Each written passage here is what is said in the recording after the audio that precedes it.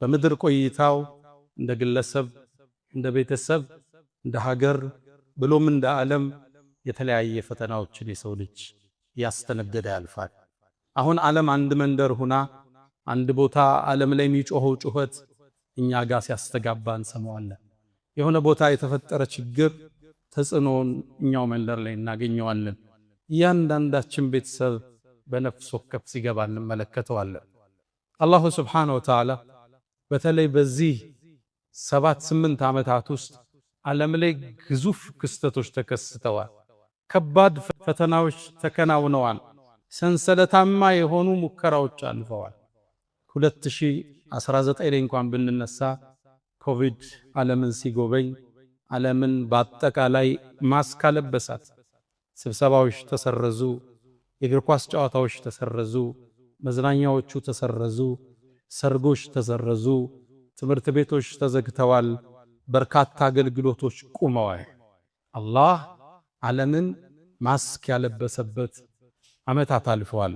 የሰው ልጆች ወደሱ እንዲመለሱ ኮቪድ ከመጣ በኋላ ምድር ላይ ቢያንስ 7 ሚሊዮን ህዝብ ምድርን ተሻግሯል፣ ሙቷል። በአሁን ድረስ 704,000 ህዝብ የኮቪድ በሽታ ላይ ይገኛል፣ አላገገመም። ኮቪድ የዓለም ኢኮኖሚም ላይ ትልቅን ተጽዕኖ ፈጥሮ አልፏል። አሜሪካ ብቻ ከ14 እስከ 16 ትሪሊየን ዶላርን አጣለች። ያ ማለት ከዓመት በጀቷ ጂዲፒዋ ከ90 እስከ 95% ማለት ነው። የዓለም ጥቅል ኢኮኖሚ ላይ ደግሞ የኛዋን አገር ጨምሮ 36 ትሪሊየን፣ ልብ በሉ ቢሊየን አላልኩም፣ ትሪሊየን ዶላር ዓለምን አሳጥቷታል። ኢኮኖሚስቶች እንደሚሉት የኮቪድ ሰብሮት የሄደ ኢኮኖሚ እስካሁን ድረስ ዓለም ከቁስሉ አላጠገገችም። እንደ አይነት ፈተና ተስፋ የሚያስቆርጦ ፈተናን አልፈን ተሻግረነዋል። ኮቪድን ስንሻገር ጦርነቶች ደግሞ ተቀበሉ። ዩክሬንና ሩሲያ ላይ ያለው ጦርነት የዓለምን ኢኮኖሚ ማናጋቱን ቀጠለበት። 1 ትሪሊየን ዶላር ኪሳራ ተስተናግዷል። ይሄ ቁሳዊ ነው። ሰዋዊ ኪሳራም ብዙ ተስተናግዷል። ሩሲያ ብቻ የቆሰሉ የጠፉና የተጎዱ 1.2 ሚሊዮን ህዝቦቿን በዚህ ጦርነት ላይ ገብራለች። ዩክሬን ግማሽ ሚሊዮን ህዝብ፣ ልብ ብላችኋል፣ ግማሽ ሚሊዮን ስል የህዝብ ቁጥር በጦርነቱ አጣለች። እነሱ ጋር የተፈጠረው ጦርነት የዓለም ኢኮኖሚም ላይ ጥላውን አሳርፎበታል። ከዛም ተከትሎ እስራኤል ጋዛ ላይ ያወረደችው ፈንጅና እልቂት የጋዛን ሙሉ ለሙሉ ያወደመ መልሶ ለመገንባት እስከ 100 ቢሊዮን ዶላር የሚፈልግ ውድመት ተስተናግዷል። ትልቁ ነገር ደግሞ ሰዋዊ ኪሳራው ነው። ወደ 70,000 እስከ 75,000 ህዝብ በጦርነቱ ጋዛ ላይ አልቋል። አላህ ሸሂድ አድርጎ ይቀበላቸው። እሱን አለፈነው ስንል ደግሞ የሰሞነኛው አሁን ድረስ እኛ ቤት ድረስ ተጽዕኖ የመጣው እኛ መንደር ድረስ መጥቶ ያንኳኳው የአሜሪካና የኢራን ጦርነትን ፊት ለፊት እናገኛለን። አሜሪካ ብቻ በእነዚህ ቀናቶች ውስጥ 26 ቢሊዮን ዶላር ከስራለች። በርካታ ሺህ ህዝቦች አልቀዋል። ሚድል ኢስት መካከለኛው ምስራቅ ውጥንቅጥ ውስጥ ገብቷል። ጎረቤት ሀገር ሱዳን እንኳን ለዓመታት የፈጀው የእርስ በርስ ግጭታቸው 100 ቢሊዮን ዶላር ኪሳራን አስተናግደዋል። ሱዳን መቼ እንደሚቆምም አይታወቅም። የአሜሪካና የኢራን ጦርነት መቼ ጋብ እንደሚልም ስቲል አይታወቅም። ሀገራችን ኢትዮጵያ ብትመጣ የእርስ በርስ ግጭቶቻችን፣ የእርስ በርስ ጦርነቶቻችን፣ እሱን ተከትሎ የመጣው የኑሮ ውድነት ህዝቡ ጭንቀት ውስጥ እንዲኖር አድርጎታል። ታዲያ ዓለምንም ሀገራችንንም በከበበው በዚህ ድግዝግዝ ተጨባጭ ውስጥ ተስፋ የሚባል ብርሃን ላይ ካላማተርነ መኖር ስሌት ይሳካልና። ተስፋ ህይወትን የምናስቀጥልበት የህይወት ቅመም የመኖር ጣዕም። ተስፋ መንገድ ላይ አጽሚ፣ ጉዞ ላይ አበርቺ ዋና መሳሪያ ነው። ተስፋ እሱን ለሰነቀ፣ ግብን ላለመ፣ ዓላማን ለተለመ ውድ ገጸ በረከት ነው። ተስፋን የሰነቁ ሰዎች ተራራውን ወጥተው ዳገቱን ተሻግረው ኮረብታውን ቧትተው ለስኬት ይበቃሉ። ተስፋን የሰነቁ ወንዞቹን አቋርጠው ባህሮችን ተሻግረው ማዕበሉን ረተው ወደ ዳርቻው ይደርሳሉ። ተስፋን የሰነቁ ህዝቦች ጨለማውን አልፈው ድግዝግዙን ተሻግረው ወደ ብርሃናማው ዓለም ይስተናገዳሉ። ተስፋን የሰነቁ ቸነፈሩን ተሻግረው ውርጩን ተቋቁመው ለስኬት ለድል ይበቃሉ። ተስፋ በሰው ልጆች ህይወት ውስጥ የሚያስፈልጋቸው መሰረታዊ ቅመም። የሰው ልጅ ሰዋዊ ምክንያቱን ያደርሳል፣ ይጥራል፣ ይለፋል፣ ምክንያት ያደርሳል። ምክንያት እየደረሰ እዛ ውስጥ አልወጣ ሲል ሲደጋግዝበት ሲጨልምበት እንደሚሻገረው አላህ ላይ ተስፋው ያደርጋል። ተስፋ መሰረታዊ ህይወት ቅመም፣ የመኖር ጣዕም ዋና መሳሪያችን። የሰው ልጅ ተስፋ ሲያጣ አካሉ ራሱ ለበሽታ ይጋለጣል። አእምሮ ለሰውነት ማትረባነ አያልፍልህም፣ ይሄን ነገር አታልፈው የሚለውን መልእክት ይሰጠዋል። ሰዎች ተስፋ ሲያጡ ነው በሽታ ላይ። ለአንድ ማህበረሰብ ለአንድ ትውልድ ለውጥ ይመጣል፣ የተሻለ ነገ ይከሰታል። ከሩቅ ሳቅህን አዳምጠው እያልክ ተስፋ ካልሰጠው መኖር አስቸጋሪ ፈታኝ ዳገት ይሆንበታል። እምልበረው በሁለት ክንፍ ነው። ምክንያትን እናደርሳለን፣ ሰበብን እናደርሳለን፣ እንደክማለን፣ እንቧጥጣለን፣ እንጥራለን። እሷ ልሳካልን ሲል እንደማይሆን ሲሰማን ግን ተስፋን እንሰንቃለን። አላህ ላይ ተስፋ እንቆርጥ። አላህ ቃል ገብቶልናል፣ ከጭንቅ በኋላ መፍትሄ አለ ብሎናል። ንጋቱ ቅርብ ነው ብሎናል። አለይሰ ሱብሑ ቢቀሪብ፣ ለባሮቼ እኔ በቃለሁ ብሏል። አለይሰ አላሁ ቢካፊን ዓብደ። ይሄን የህይወት ፍልስፍና ነቢያቶች ውስጥ ታገኙታላችሁ። ይሄን አስተሳሰብ ለውጥን ያራመዱ አንዲት ሀገር ለውጥን ለማምጣት ለታተሩ ሰዎች ዋና ስንቅ ሆኗቸው ታሪክ ላይ ትመለከታላችሁ። እስኪ አንዲት ተምሳሌት እናንሳ። ሀጀራ፣ እናታችን ሀጀር ኢብራሂም ዓለይሂ ሰላም መካ ላይ ነበር ትተዋት የሄዱት። ያኔ መካ እሰቡት ሰው የለም፣ የሚንቀሳቀስ እንስሳ የሌለበት ምድረ በዳ። ያኔ መካ ዛፍ ሳር የሌለበት ውሃ የሌለበት ለጥ ያለ በረሃ ነው። መካን ያኔ ስትመለከታት ከዓባ ያልተገነባባት፣ በፀሐይ የጠቆሩ ተራሮችን የያዘች፣ ንፋስ በሚያነሳው አቧራ የተሞላች ምድረ በዳ ከህፃን ልጇ እስማኤል ጋር ኢብራሂም አስቀምጠዋት ተመለሱ። እዚህ ውስጥ ምን ይታያቸዋል? ሞት እንጂ። እዚህ ውስጥ መጥፋት እንጂ ምን ይታያቸዋል? ሀጀርም ደነገጠች። ኢብራሂም ጥሏት ሲሄድ ለማን ነው የምትሆን? መልስ የለም። ጠየቀች፣ መልስ የለም። አላህ ነው እንዲያዘዘህ አለችው። በአንድ ዘገባ ራሱን ብቻ አንቀሳቀሰ ይላል ነቢዩላህ ኢብራሂም። አንድን ቃል ተናገረች፣ ተስፋን ያዘለ። እንደሱ ከሆነማ አላህ ይጥለልንም አለች። ሀጀር ተቀመጠች። እዛ ምድረ በዳ ላይ የያዘችው ውሃ አለቀ፣ ምግቧ አለቀ፣ ጡቷ አደረቀ። ሕፃኑ እስማኤል ያለቅሳል አለይሂ ሰላም። ያኔ ምን ታድርግ? ልጇን ጠቅልላ አስቀምጣ ሰው ባገኝ ረጅ ባገኝ ብላ ሶፋና መርዋ ተራራ ተመላለሰች። ከሶፋ ትነሳለች፣ ወደ መርዋ ተራራ ትወጣለች። መሃል ላይም ሶምሶሞ አለ መሮጡ። እንደገና ትወጣለች 7 ዙር ተስፋ አርጋለች። ሰበብን ግን አልተወች። ሩጫውን ሶምሶሞውን አልተወች። መጨረሻ ላይ መርዋ ተራራ ስትመለስ ልጇ ጥግ አንድ ፍጡር ቆሟል። ለካ አላህ ጀብራኢል ልኮት ነበር። ሩጣ መጣች ልጇን ልታድን። ማነሻ አንቺ አላት ጅብሪል። ሀጀር ነኝ አላለችው። ምክንያቱም ሀጀር ከሷ ይልቅ ኢብራሂም እንደሚታወቅ በሰማይ ሰዎች ታውቃለች። እኔማ የኢብራሂም የልጁ እናት ነኝ አለች። ኢብራሂም ለማን እዚህ ምድረ በዳ ላይ ተወሽ አላት። ለአላህ ነው ተወኝ አለች። በርግጥ ለሚበቃሽ ጌታ ነው ተወሽ አላት። አፈሩንም ማሰው ዘምዘም ውሃው ወጣ። ያነ ዘምዘም ውሃ እንዳያልቀባት ዙሚ ዙሚ ዘምዘም የሚለው ቃል ከሱ ነው የመጣ። ገደበች። እሷ ውሃውን እየጠጣች ከርቀት ጁርሁም የሚባል ጎሳ በመካ ጥግ ያልፋ። ውሃ ያለበት ቦታ ላይ ከላይ አሞራዎች አጥለዋል። እዚህ አካባቢ ውሃ አለው ብለው ሲመጡ አንዲት ሴት ከህፃን ጋር ይሄን ውሃ እንድንጠቀመው ትፈቅጃለሽ አሏት። በሷ ኃላፊነት አላህ ጎረቤት ሰጣት፣ ዘመድ ሰጣት፣ መካን ቆረቆረች። ባዶ ምድረ በዳ ወና ከሆነ ቦታ ላይ ተስፋ ይታያችኋል? ዛፍ የሌለበት ሳር፣ ውሃ የሌለበት እንስሳ የሌለበት እዚህ ድቅድቅ ጨለማ ውስጥ ነገን ማማተር፣ ብርሃንን ማማተር የነቢያቶች ትልቅ አቅም።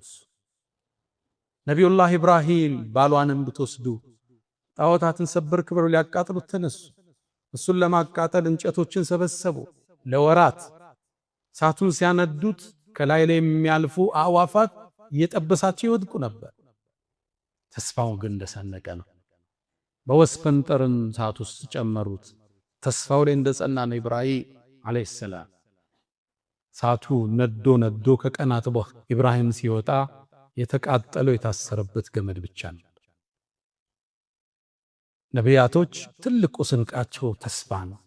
አላህ ዘንድ ያላቸው እውነተኛ ተስፋ አላህ አይጥለንም፣ ይህን ችግር እንሻገረዋለን፣ ፈተናውን እናልፈዋለን የሚለው ስንቃቸው።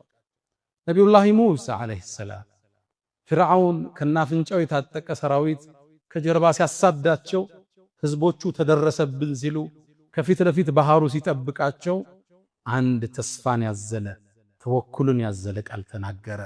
ጌታዬ ከኔ ጋር ነው፣ መውጫውን ይመረኛል አላቸው።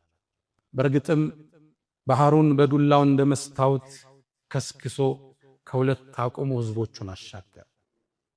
ነቢዩና መሐመድ አለይሂ ሰላቱ ወሰላም ሰይዱል ሙርሰሊን መካ ላይ ጥሪውን ይዘው ሲነሱ እንደዚህ ሰው አልነበረም። ቁጥራቸው ትንሽ፣ እነሱንም ቁረይሽ መከራ ታበላቸዋለች።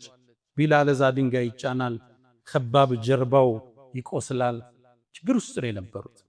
የተወሰነን ሰሃባ ለማዳን ገና በ44 ዓመታቸው በአራተኛው አመል ቢዕሳ ከተላኩ 4 ዓመት ወደ ቅድስቲቱ ወደ ውዲቱ ምድር ኢትዮጵያ ከፈለዎች ይላኩ ሰሃባዎች።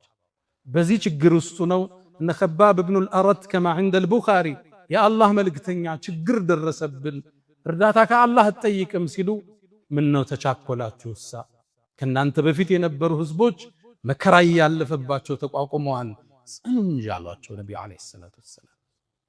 ከዛም ከሩቅ ተስፋን ሰጧቸው፣ ከሩቅ እንዲያማትሩ አደረጓቸው። በአላህ ይሁንብኝ አሉ። ይሄ ይዤው የተነሳው ጥሪ ነቢያቶቹን ሊያስተማሩት ይሄ ዲን እስልምና ቀንና ምሽት ከደረሰበት ቦታ ይደርሳል። ልብ ብላችኋል? መካ ላይ ገና ህልውና የሌለው ዲን የዓለም ጥግ ይደርሳል፣ ያውም ቀንና ማታ። ገለጻቸውን አያችሁ? ቢኮዝ የዓለማችን አንዳንድ ክፍል ላይ ሌሊት የማይመጣበት ቦታ አለ፣ አንዳንድ ቦታ ላይ ደግሞ ማይመሽ ቦታ አለ። ከዓለማችን የነብዩ ገለጻ ጥልቅ ቀንና ምሽት ከደረሰበት እንዴት አይነት ተስፋ ነው! ምን አይነት ስንቅ ነው ነብዩ አለይሂ ሰላቱ ወሰላም ያዙ። ይሄን ዲን አላህ የድንጋይም ያፈርም ቤት ውስጥ ይከተዋል። ይሄው ዛሬ አርደል ሐበሻ ላይ የሳቸው ተከታይ 70-80 ሚሊዮን ገደማ ደርሷል። አልহামዱሊላህ ረብል ዓለሚን። ያኔ ያዩት ተስፋ ስንቅ አጸናቸው ሰሃባዎች። ታዲያ የመካም ቆይታቸው ተጠናቆ ወደ መዲና ተሰደዱ። መዲና ላይ እንደደረሱ ቁረይሾቹ የሳቸውን መኖር ስላልፈለጉ ሊያጠፏቸው ዘመቱ። ገዝዋ አልአሕዛብ የምንለው ጭፍሮቹ መጡ። 10,000 ጦር ይዘው ነው የመጡት። ገጠፋኖች፣ ቁረይሾች፣ ከውስጥ ደግሞ የሁዶች። ነብዩ አለይሂ ሰላቱ ወሰላም ሰራዊታቸው ያኔ 3,000 ብቻ በምን ይቋቋሟቸው? ሰልማን ከፋርስ ሀገር ያመጣውን ጥበብ ነገራቸው። እኛ ጠላት ሲመጣብን ጉድጓድ ቆፍረን እንመክት ነበር። ከመዲና 2 ተራራዎች ሰሜናዊ መዲና በኩል ጉድጓዶችን ቆፈሩ፣ ኸንደቅ ይባል። ያን ጉድጓድ ቆፍረው ጠላትን መከቱበት። ታዲያ ያኔ በመቆፈር ላይ ያሉ አንድ ትልቅ ቋጥኝ መስመር ዘጋ። ጀግኖቹ ሷሃባዎቹ መቱት፣ ሊፈርስ አልቻለም። የመጨረሻ መመለሻ ወደ ነብዩ አለይሂ ሰላቱ ወሰላም የአላህ መልእክተኛ አንድ ትልቅ ቋጥኝ ዘጋብን፣ ምን እናድርግ አሏቸው። ነብዩ አለይሂ ሰላቱ ወሰላም መጣዋሉ፣ ወረዱ፣ ተቀበሉት። ቢስሚላህ አሉና አንዴ መቱት፣ 1/3 ፈረሰ። ያኔ ከድንጋዩ ስባሪ ውስጥ ብርሃን ወጣ። ተስፋ የሰነቀ ንግግር ሰጥቷቸው አላሁ አክበር አላሁ አክበር አሉ። ኡጢቱ መፋቲሐ ሻም የሻም አገርን መፍቻ ቁልፍ አላህ ሰጠኝ። እዚህ ሁኜ ቀያይ ቤተ መንግስቶቿ ይታዩኛል። ልብ ብላችኋል። መዲና ውስጥ ያለ አንድ ትልቅ መሪ ነቢይ፣ በጠላቶቹ በ10 ሺህ ጦር የተከበበ ነቢይ ዓለምን ከፍቶ አረቡን ከፍቶ ተሻግሮ አሁን ያለችበት ሶሪያ፣ ጆርዳንን፣ ለበነንን፣ ግማሹን ቱርኪያ የያዘውን የሻም ግዛት ምከፍትበት ቁልፍ ተሰጠኝ ሲል ምን አይነት ተስፋ ነው ነብዩ አለይሂ ሰላቱ ወሰለም? ለሰሃቦቹስ ምን አይነት ተስፋ ነው እየሰጧቸው ያለው? ከዚህ ወጠን ገና ዓለምን እንገዛለን እንደሚል ስንቅ ሰጧቸው። ሁለተኛ አነሱና አሁንም ድንጋዩን አለቱን መቱት። አንድ ሶስተኛ ደግሞ ተሰበረ። ብርሃንም ወጣ። ነብዩ ማስከተሉ በአላህ ነብይ የፋርስ ሀገር መክፈቻም ቁልፍ ተሰጠኛል። አሁን ኢራን ኢራቅ የምንለው ግዛት የፐርሻን ኢምፓየር ነው ያለ አካባቢ። እሱንም ከፍትበት ቁልፍ ተሰጠኝ። ነጫጭ ቤቶቹ ይታዩኛል። ልብ ብላችኋል። አሁን አንድ ገጠር ላይ ያለ ግለሰብ የዋይት ሃውስ ቁልፍ ተሰጠኝ ቢላችሁ ወይም የሩሲያው ክሬምሊን ቤተመንግስት ቀዩ ቤተመንግስት መክፈቻ ቁልፍ አግኝቼ ሁለቱን ግዛት እቆጣጠራለሁ ቢላችሁ ሩቅ ተስፋ ነው አይደል? ረሱሉ ግን ይሄን ነበር የሰለም። ይሄን የሰሙ ሙናፊቆቹ በነብዩ ላይ ያሾፉ። እንዴ የአላህ መልእክተኛ እኛ ወጠን ሽንት ቤት መጠቀም አልችል ብለን ገና ሄደን ከፍታለን ይላሉ። ማ ወዐደና አላሁ ወረሱሉሁ ኢላ ጉሩራ። ይሄ የውሸት ቃል ኪዳን ነው። ሶስተኛም መጡት፣ አመድ ሆነ፣ ብርሃንን ፍንጥቅ ብሎ ወጣ። የየመን መክፈቻ ቁልፍ ተሰጠኝ። የሰንዓ መግቢያ በሮች ይታዩኛል። ረሱሉ አለይሂ ሰላቱ ወሰላም ይህን ትውልድ ያሻገሩት በጠነከረ ተስፋ ውስጥ ነው። አሁን ያለንበት ተጨባጭ አትዩ እንሻገራለን የሚል ስንቅ ነው የሰጧቸው። ለዛ ነው ያንን ነቢይ ያልተላከበትን ዘላን የአረቢያ ትውልድ ኮትኩተው በተስፋ በኢማን አንጸው ፐርሻን ኢምፓየር የምትሉት ሮማን ኢምፓየር የሚባለው ድባቅ መጥተው የዓለም ሀያላን መንግስታት መሆን ይችላል። የሊደርሺፕ ሳይንስ ምሁሮች ፍሮም ዚሮ ቱ ሂሮ ይላል። ከዜሮ ወደ ጀግንነት ይላል። እሳቸው ከዜሮ አይደለም የጀመሩ፣ ከኔጌቲቭ ነው የጀመሩ። ፍሮም ኔጌቲቭ ቱ ኢንፊኒቲ፣ ከታች ወደ ላይ፣ ከባዶ ወደ ማዶ ነው ያስከነው። ከዝቅተኛው ወለል ወደ ከፍተኛው ደለል ነው ያሸጋገሩት ያለ ምንም ጥሬ ዕቃ። ያንን ዘላን ትውልድ መሳሪያ የሌለው ቴክኖሎጂ የሌለው ሀብት የሌለው እንዴት አደራጅተው ዓለምን መሩ ይላል ማይክል ኸርት የሚባል የዘመኑ ጸሐፊ። the 100 influential person on history የሚለው መጽሐፉ ዓለምን የለወጡ 100 ሰዎችን ታሪክ ሲጠቅስ ቁጥር 1 ያመጣው ሙስሊም አይደለም፣ ነብዩ መሐመድ ሰለላሁ ዐለይሂ ወሰለም ቁጥር 1 ነው ያሰለፋቸው። እንዴት አድርጎ ያንዘላን ትውልድ ለዚህ አበቃው? ምንም አቅም ያልነበረው እንደየወሩት እንኳን ዘላል ነው ብለው የተውትን ህዝብ የዓለም ምልክት ኢምፓየር ለስራች አረበው ይላል። ተስፋ የህይወት ስንቅ፣ የመኖር ጣዕም፣ የህይወት ለዛ መንገድ ላይ ያዝነ መንገድ ላይ ያበርቺ። የሰው ልጅ በተስፋ ነው የሚሆነው። ተስፋ ሲያጣ የሰው ልጅ ወደ በሽታ ውስጥ ይወድቃል። ዑመር ኢብኑ አልኸጣብ ረዲየላሁ ተዓላ ዐንሁ የእሳቸውን ቁጥቆጥ ያገኘው ዑመር አንዴ ሰዎች ወደሱ መጡ። ዝናብ ጠፍቶ ነበር። የአሚር አልሙእሚኒን ዝናብ እኮ ጠፋ፣ ድርቁ በረታ፣ ሰውም ተስፋ ቆረጠ አላቸው። አልአን ይምጠሩና አሁን ዝናብ ይወርዳል። ከዛ ማስከተለው ቁርአን ቀር ወሁወ الذي ينزل الغيث من بعد ما قنطوا وينشر رحمته። አላህ እኮ እሱ ነው። አላህ ሰዎች ተስፋ ከቆረጡ በኋላ ዝናብን የሚያመጣ ልክ እንዴት ነው ብለህ ስትጨነቅ የአላህ ፈረጃ ይመጣል። ወየንሹሩ ረሕመተ ሰርቼ ለፍቼ አልተሳካልኝ፣ ደክሜ ውጤታም አይደለሁም፣ ታግሰህ አምቀኸው እዚህ ተስፋ ላይ አላህ ሲያገኝ አላህ በረከቱን ይከፍታል። የነቢያት ታሪክ ብታዩ፣ በስነ ለውጥ ሳይንስ ውስጥ የሄዱ የትኛውንም አመራሮች ብታዩ ዋና ስንቃቸው ተስፋ። ኔልሰን ማንዴላ 27 ዓመት በጥቁሮች መብት ሲታገል ሳውዝ አፍሪካ ላይ ሲታሰር ስንቆ የነበረ ተስፋ ነው። ሎንግ ዌይ ቱ ፍሪደም ረጅሙ ለነጻነት የተከፈለው መንገድ የሚለው መጽሐፍ እንደ እማኝ ማየት ትችላላችሁ። ዊንስተን ቸርችል የናዚ ጦር የጀርመን ጦር እንግሊዝን ሲደበድብ ፈንጆችን ሲያዘንብባቸው ለእንግሊዝ ሕዝብ ተስፋ ባይሰጡ ኖሮ እንግሊዝ ተበታትና ታልቃለች ይላል። ግን ጎበዝ መሪ ነበር፣ ተስፋ ሰጣቸው። ይኸው ዛሬም እኛ ሀገር ላይ ቸርችል ጎዳና ብለን የጣሊያን ወረራ ላይ ላደረገው አስተዋጽኦ መስታወሻ ተሰጥቶታል። ተስፋ ትውልድ የምታኖርበት ከጭንቀት የምትወጣበት ብርሃን ተስፋ ለትውልድ ቢነገረው ያልፋል እንሻገረዋለን የሚል ቋንቋ ነው የሚነገር። እንደምታውቁት ሂትለር የሁዶቹን አቃጥሎ ገሏል የሚባል አመራር ሆሎኮስት የሚባለው እልቂት ማለት የሁዳዎችን የማጎሪያ እስር ቤት ውስጥ አድርጎ ግማሹን አቃጥሏል የሚባል እኛ የሁዶችን ቢሆን እንዲቃጠሉ አንፈልግ። ጥፋተኞችን አላህ እጃቸውን የያዘ እንጂ ለሰው ልጅ በአጠቃላይ እናዝናል።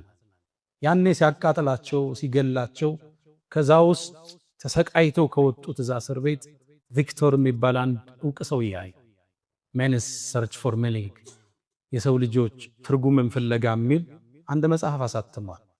እዚህ መጽሐፍ ውስጥ እዛ ሰቆቃ ውስጥ እንዲወጡ ትርጉም የሰጣቸው 5 ነገሮችን ጠቅሷል። ሁለቱ ዋና ዋናዎቹ አንደኛ ለህይወት ዓላማ መኖር፣ ለሚኖርበት ነገር ትርጉም ያለው ሰው ለሚሸከመው ዓላማ ትርጉም ይኖረዋል። ኋይ የሚል ትርጉም ያለው ሰው ሃውን መኖር ይችላል ይላል።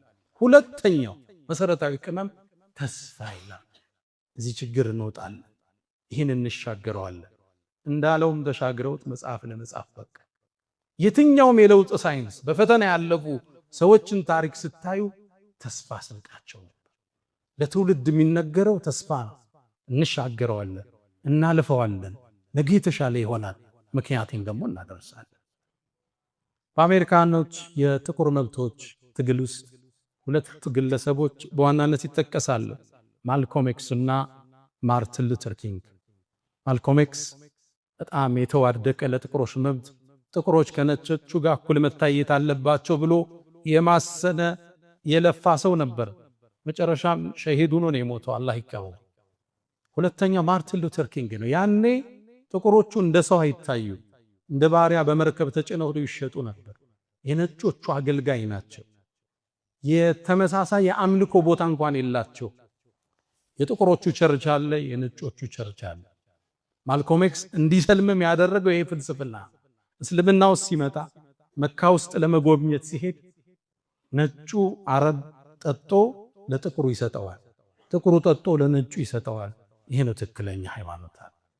ረሱሉን አለይሂ ሰላቱ ወሰላም ኢማም ሆኖ ሲያሰግዱ ሙአዚናቸው ጥቁሩ ሀበሻዊ ቢላል ነበር። እስልምና ይሄ ሰዎችን በቀለም በቋንቋ አይዳኝም፣ ለአላህ ባላቸው ፍራቻ ባላቸው አስተዋጽኦ እንጂ። ጥቁሮች ያኔ እኩል አይታዩም። ያው ማስተውሰው አንድ ያነበብኩት ታሪክ አለ። ህፃናቶች በዚህ ስነ ልቦና ከማድረጋቸው የተነሳ አንድ ህፃን አፉፋ ከሚሸጥ ሰው ጥግ መጣ። ሰውየው የተለያየ አፉፋዎች ይይዟል፣ ነጭ፣ ቀይ፣ ቢጫ፣ ጥቁር። ከዛ ሰውየው እየሸጠ ያለ ህፃናት ሲያልፉ አንዱን አፉፋ ይለቀዋል ወደ ላይ። ህፃናትም ወደ ላይ ሲወጣ ሲያዩ ወላጆቻቸውን ጨቅጭቀው አፉፋ ያስገዛል።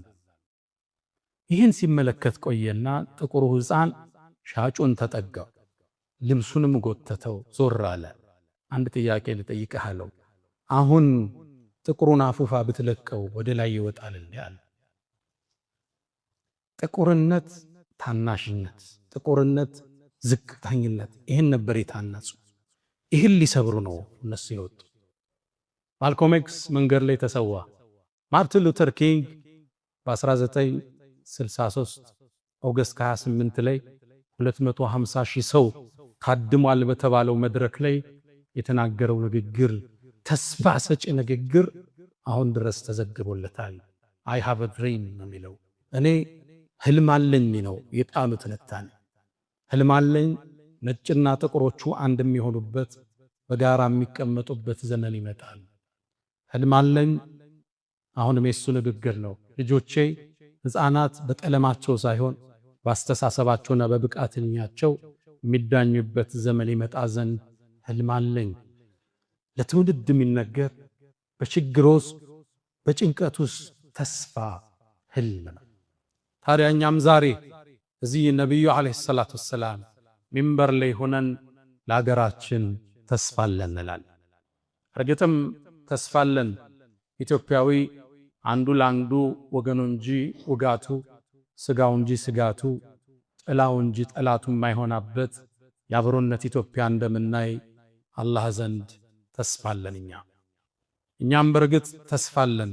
ኢትዮጵያ ውስጥ ሁሉም ሃይማኖቶች፣ ሁሉም ብሔሮች፣ ሁሉም ቋንቋዎች፣ ሁሉም ጾታዎች በእኩልነትና በፍትህ የሚታቀፉበት ብርሃናዊ ዘመን ይመጣ ዘንድ አላህ ዘንድ ተስፋ አለን። አሁን ተስፋ አለን። ኢትዮጵያ ውስጥ የእርስ በርስ መጠላላት፣ ግጭቶቹ ቁመው፣ ሰይፉ ወደ አፎቱ ተመልሶ፣ ጥይቶች ወደ ቋታቸው፣ ጣታን የሰበቁ እጆች ለድርድርና ለእርቅ ተዘርግተው ኢትዮጵያ ውስጥ ሰላም ሰፍኖ፣ አብሮነት ሰፍኖ፣ ደህንነት ሰፍኖ፣ ሁሉም ኢትዮጵያዊ በሁሉም የኢትዮጵያ ክፍል ተሰማርቶ ነግዶ አግብቶና ወልዶ የሚኖርባት ሰላማዊ ምድር፣ ሰላማዊ ሀገር ለትውልድ እንደምናሻገር እኔም አላህ ዘንድ ተስፋ አለኝ። በርግጥ እኔም ተስፋ አለኝ። ኢትዮጵያ ልምላሜዋ ተረጋግጦ እድገቷ አብቦ ሰጭ እንጂ ተቀባይ ሳትሆን ረጅ እንጂ ተረጅ ሳትሆን የተፈራችና የታፈረች ኢትዮጵያ እውን ትሆን ዘንድ አላህ ዘንድ ተስፋ አለኝ። አዎ አሁንም ተስፋ አለኝ። ኢትዮጵያ ውስጥ ሰዎች በእምነታቸው በቋንቋቸው የማይገፉበት፣ ባለባበሳቸው የማይደፈቁበት፣ የአክሱም ሙስሊሞች መስጂዳቸውን ሰግደው አዛን የሚያወጡበት፣ እትብታቸው ተቀበረው ቦታ ላይ አጸደ ገላቸው በክብር የሚያርፍበት ዘመን ይመጣ ዘንድ አላህ ዘንድ ተስፋ አለ። ተስፋ የህይወት ስንቅ የመኖር